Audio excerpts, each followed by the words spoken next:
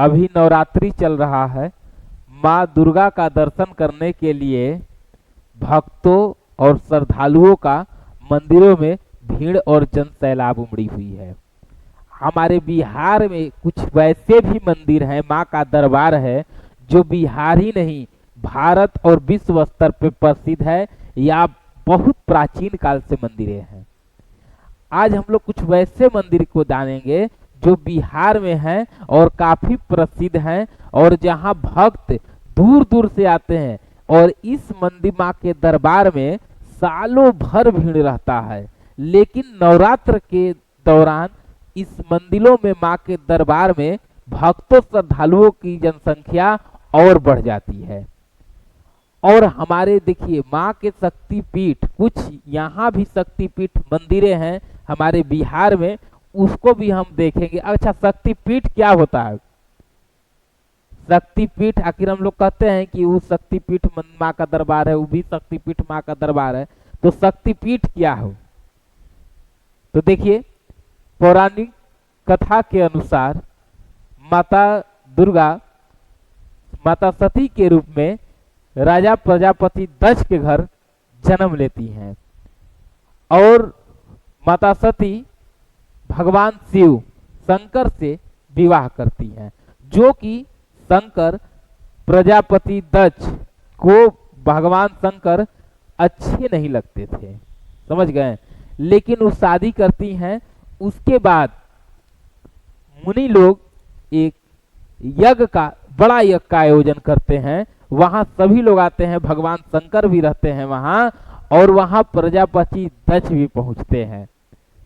तो सभी लोग खड़ा होते हैं राजा दक्ष जब पहुंचते हैं तो, लेकिन भगवान शिव वैसे ही रहते हैं, जिसको देख के राजा दक्ष को अपना अपमान समझ में आया कि मेरी अपमान हो रही है, जबकि भगवान शिव उनके दामाद भी थे। लेकिन वो अब सोचे कि हम भी बदला इसका लेंगे, जो आज हमारे साथ घटना घटी। तो जो राजा प्रजापति दक्ष थे, इन्होंने भी एक सबसे बड़ा यज्ञ का आयोजन किया अपने क्षेत्र में और सभी को निमंत्रण दिया। सभी देवता लोग को, ब्रह्मा विष्णु सभी को न्योता दिए, भगवान इंद्र तक सबको दिए, लेकिन भगवान शंकर को न्योता नहीं दिए। सभी लोग शामिल हुए, लेकिन जब ये बात माता सती को पता चली, जब नारद जी वहां बताए कि अरे आपके पिताजी तो यज्ञ कर रहे हैं, लेकिन तो माता बहुत क्रोधित हुई। और माता जब क्रोधित हुई तो नारद भगवान उनको मनाने का भी प्रयास करते हैं, कहते हैं कि पिता के घर में जाने के लिए न्योता की आवश्यकता नहीं पड़ती है। पिता के घर में जाने के लिए बेटी को न्योता की आवश्यकता नहीं पड़ती है। और इस बातों से ही उनको लगा कि नहीं, हमें अपने पिता के घर जाना चाहिए। अब भगवान शंकर से वो कहती हैं, तो भगवान शंकर समझाते हैं कि अरे हमको तो न्योता ही नहीं है, कहाँ जाएंगे। लेकिन लाख मना करने के बाद भी नहीं मानती हैं, माता वहां जाती हैं, लेकिन भगवान शिव नहीं जाते हैं, बोलते हैं कि जाइए। वो जहां जाती हैं और वहां भगवान शिव को नहीं बुलाने का कारण पूछती हैं अपने पिता प्रजापति दक्ष से। और उन्होंने कुछ वैसी बातें कही जो माता को स्वीकार नहीं हुआ, ऐसी कथाओं के अनुसार कह रहे हैं, ठीक है। तो माता को जब स्वीकार नहीं हुआ तो माता जो वही यज्ञ जो हो रहा था, जो होने वाला था, उसी अग्निकुंड में माता चली गई। अब जैसे ही ये बात भगवान शिव को पता चली, तुरंत गुस्से से तीनों अपना तीसरा नेत्र खोलते हैं। समझ गए, त्रिकालदर्शी इसलिए उनको कहा जाता है। त्रिनेत्र खोलते हैं और गुस्से से एकदम पहुंचते हैं वहां और वहीं पर माता को अग्नि से निकालते हैं। और माता को जब अग्नि से निकालते हैं, उसके बाद पूरे भूमंडल में घूमने लगते हैं माता को लेके। और जब घूमने लगते हैं तब लगा कि अब तो भूमंडल पर प्रलय नहीं न आ जाएगा। तो इसको देख के भगवान विष्णु के पास सभी देवतागण पहुंचे, और जब सभी देवतागण वहां पहुंचे तो भगवान विष्णु जी ने अपना जो सुदर्शन चक्र था, उस सुदर्शन चक्र चलाए कि पहले माता को भगवान से अलग किया जाए, इसलिए कि लेके चल रहे हैं, और माता पर सुदर्शन चक्र चलाए भगवान विष्णु जी, और माता के शरीर कई टुकड़ों में बटे, यानी हर जगह। और वही सुदर्शन चक्र चलाने के दौरान जो माता का शरीर का हर एक भाग जहां जहां गिरा उसे शक्ति पीठ कहा गया। बात समझ गए? पौराणिक कथा के अनुसार ऐसी बातें कही गई है। अब बात समझ गए? ऐसे ही कुछ मंदिरें गिरने के साथ कुछ बिहार में भी हैं, जिसको हम लोग अभी देखेंगे। देखिए मेरे पीछे एक फोटो लगा हुआ है, ये जो मंदिर है, पत्थर भी आप लोग देख रहे हैं कितना पुराना है। तो देखिए एक कैमूर में स्थित मां मुंडेश्वरी की मंदिर है। कैमूर में कहाँ स्थित है?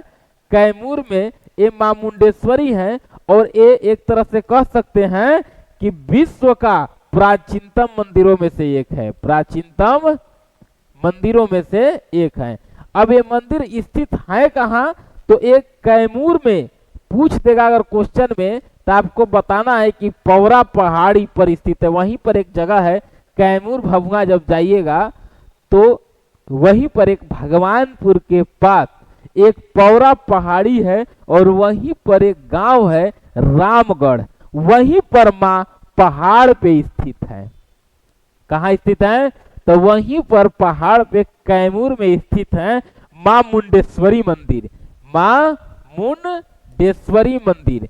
और मुंडेश्वरी मंदिर ये आपको जो मंदिरें हैं ये अपने कुछ चीजों के लिए जानी जाती हैं, जैसे ये यहाँ पर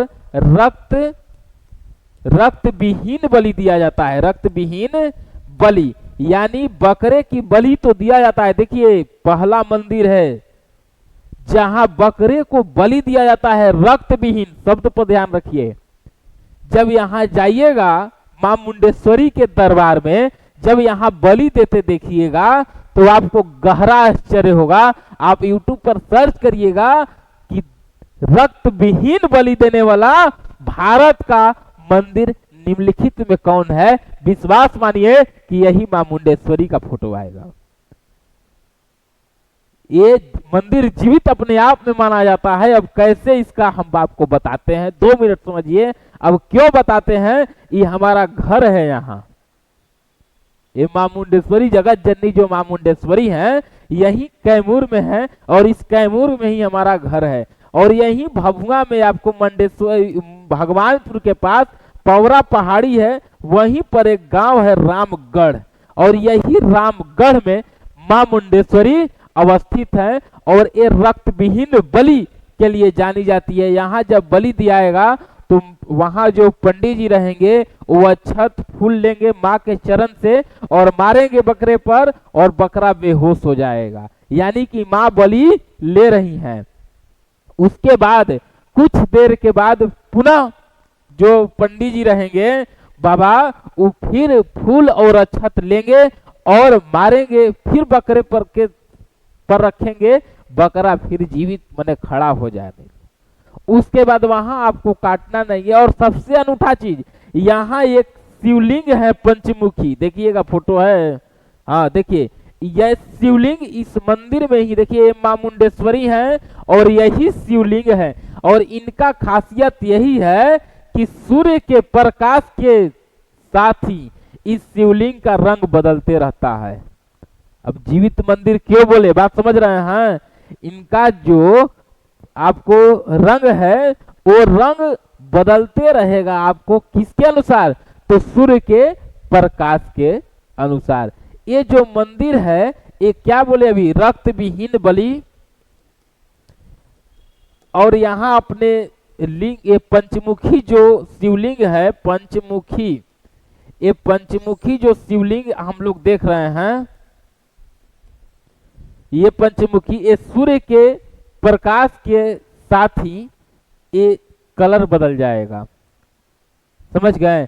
ये मां मुंडेश्वरी का मंदिर कहाँ है, देखिए माता जी हैं, ये पंडित जी हैं, ये गूगल से फोटो उठाया गया है, ठीक है। और ये मुंडेश्वरी ये कैमूर में है, आप लोग को अभी हम बताएं कि कैमूर में देख लीजिए, यहाँ पर भक्त यही मंदिर है और इस मंदिर का गेट है ही, देखिए कितना पुराना पत्थर है, विश्व का प्राचीनतम मंदिरों में इन स्थान का नाम है।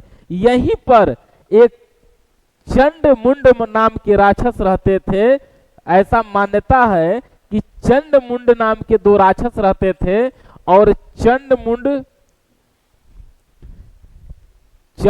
तो यही मुंड की वध कर यहाँ मां मुंडेश्वरी बैठी और चंड की हत्या कर यही मुंडेश्वरी के बगल में एक और जगह है जिसका नाम है वहां मधुरना, और मधुरना गांव में मां चंडेश्वरी की मंदिर है, यानी मुंडेश्वरी की मंदिर है और यहाँ चंडेश्वरी। मुंड और चंड दो राक्षसों का वध करके ये लोग अपना स्थान वहां लोग बैठा। ये बात समझ गए कैमूर के पहाड़ी का स्थित। अब आइए अगला मंदिर पर। हाँ, ये देखिए, ये रोहतास जिला में स्थित ये तारा चंडी है।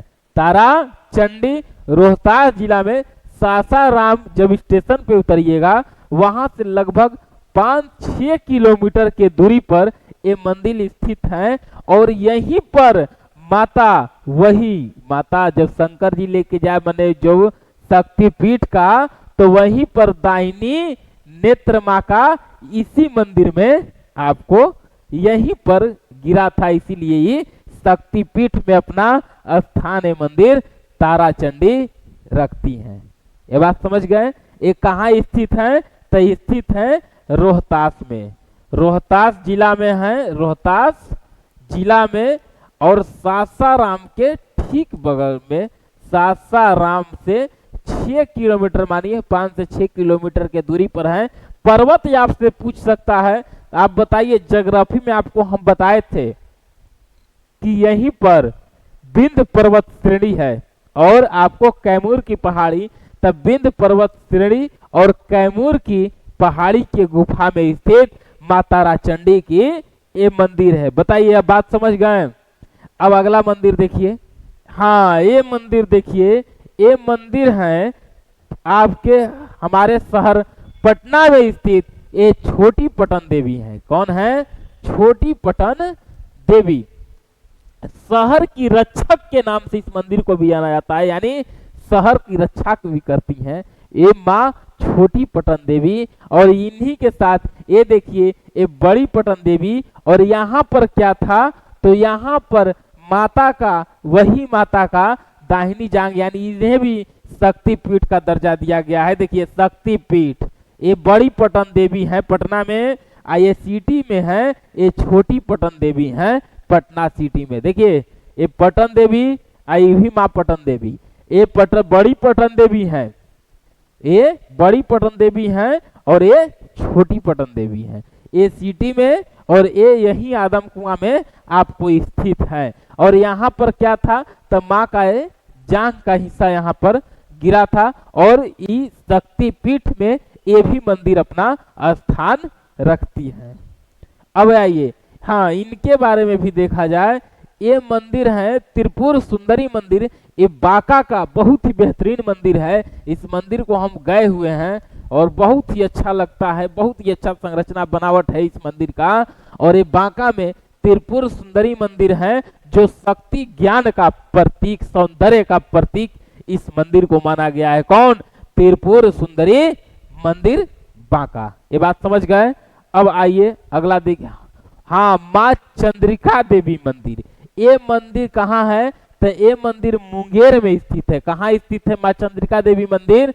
ये मुंगेर में स्थित है।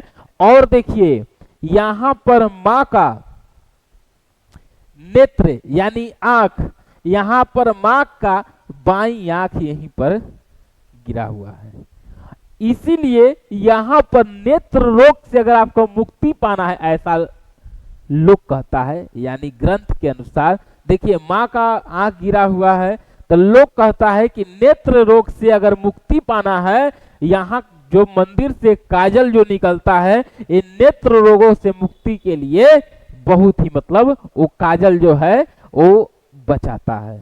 ये समझिए, ये माँ चंद्रिका देवी मंदिर ये कहाँ स्थित है? तो ये मुंगेर में स्थित है। कहाँ स्थित है? तो मुंगेर में स्थित है। अब आइए अगला हाँ, मिथिला शक्ति पीठ। देखिए मिथिला शक्ति पीठ के ये मंदिर जो है मिथिला शक्ति पीठ, इस मंदिर के बारे में पहले देखिए इसका एग्जैक्ट लोकेशन पे विवाद है इसका। तो अगर लोकेशन आपसे पूछेगा तो आप कह दीजिए बिहार और नेपाल, बिहार नेपाल के बीच स्थित मंदिर है। कहाँ स्थित है? बिहार नेपाल के बीच स्थित है। और यही मिथिला शक्तिपीठ में माता का यानी माता सती का यहाँ पर बायां कंधा यहाँ पर माँ का गिरे हुए थे। और ये कहाँ स्थित है? तो यहीं पर कुछ लोग सीतामढ़ी कहता है, कुछ लोग सीतामढ़ी में माता जानकी का भी मंदिर है। आप लोग को पता है माँ जानकी माँ सीता का जन्म स्थली है सीतामढ़ी, ठीक है।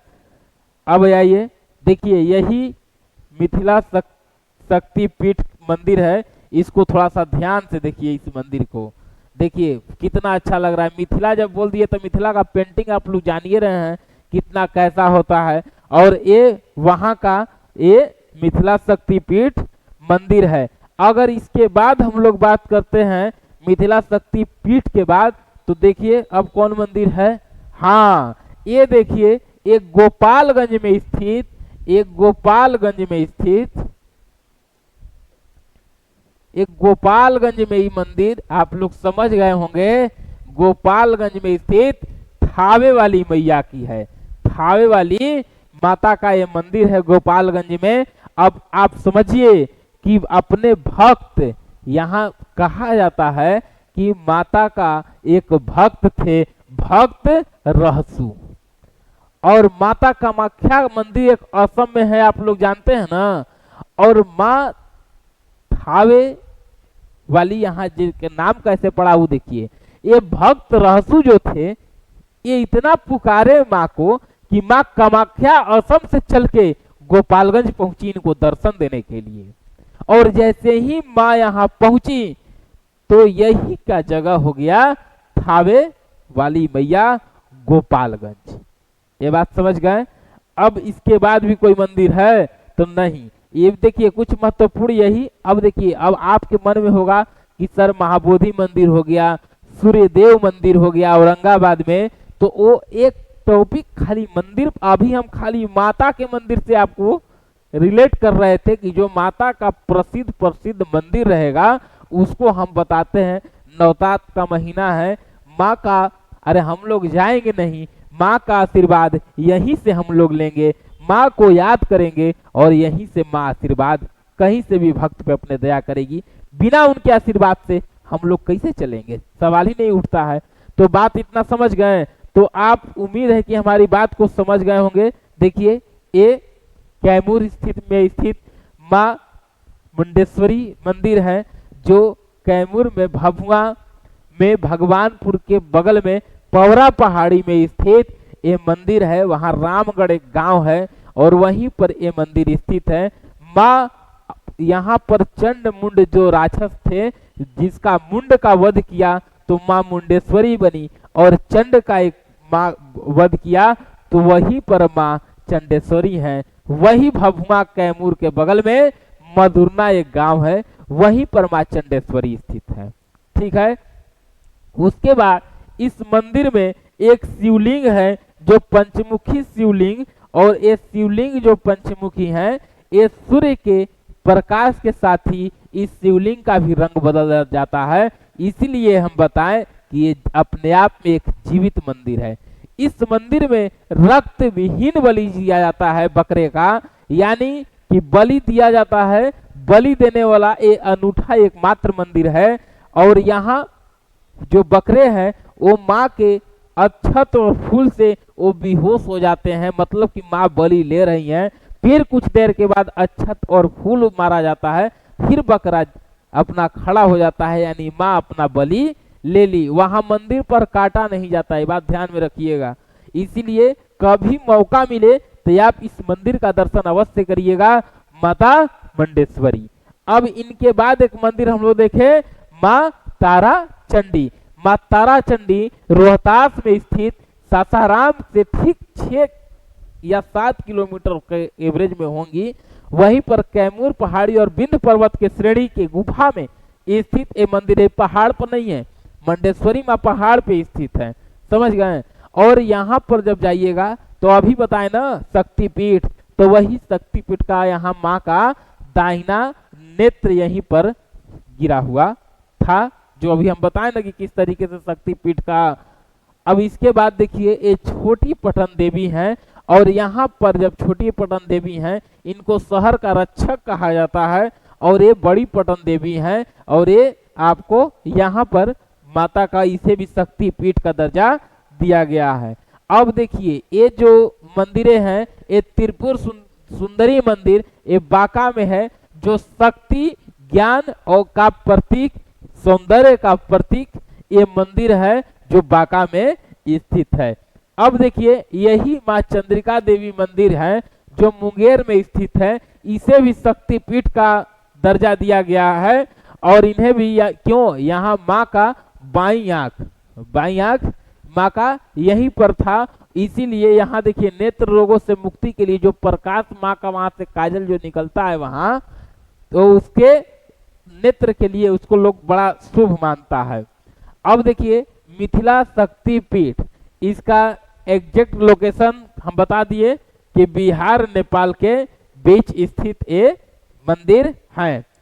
अब देखिए ये वही मंदिर का फोटो है, और आप लोग इस बात को समझ गए होंगे। अब इनके बाद जो एक मंदिर है ये गोपालगंज में थावे वाली मैया, और ये मैया आप लोग असम में माँ कामाख्या का नाम सुने हैं, और यहीं पर भक्त रहसु थे जो माँ को याद करते थे, और माँ कामाख्या असम से चल के यही बिहार गोपालगंज अपने भक्त रहसु को दर्शन देने के लिए पहुंची, और रहसु को दर्शन देने के लिए पहुंची, और यही मैया वही मैया थावे वाली मैया कहलाती हैं जो गोपालगंज में स्थित है। बताइए इतना बात हमारा समझे कि नहीं समझे? तो समझ गए, और इसी के साथ आपको हम ये बात बता दिए, और उम्मीद है कि आपको ये बातें, ऐसा नहीं कि बिहार में यही मंदिर है, जो हमारे टीम से मंदिर निकल पाई उसको हम बता दिए आपको, जो और उसके अलावा भी कुछ मंदिरें होंगी। ऐसे एक टॉपिक हम पढ़ाएंगे जिसमें भारत का ही संपूर्ण मंदिर लेंगे एक दिन, और जिसमें बिहार भी आ जाएंगे। सभी राज्य में जो जो प्रसिद्ध मंदिरें होंगी सबका चर्चा करेंगे, और माँ का आशीर्वाद आप सभी पर बनी रहे। और चलिए आप लोग, उम्मीद है कि इस मंदिर के सेशन को समझ गए होंगे और आपको कुछ जानकारियां प्राप्त हो गई होगी। ठीक है, चलिए ठीक है।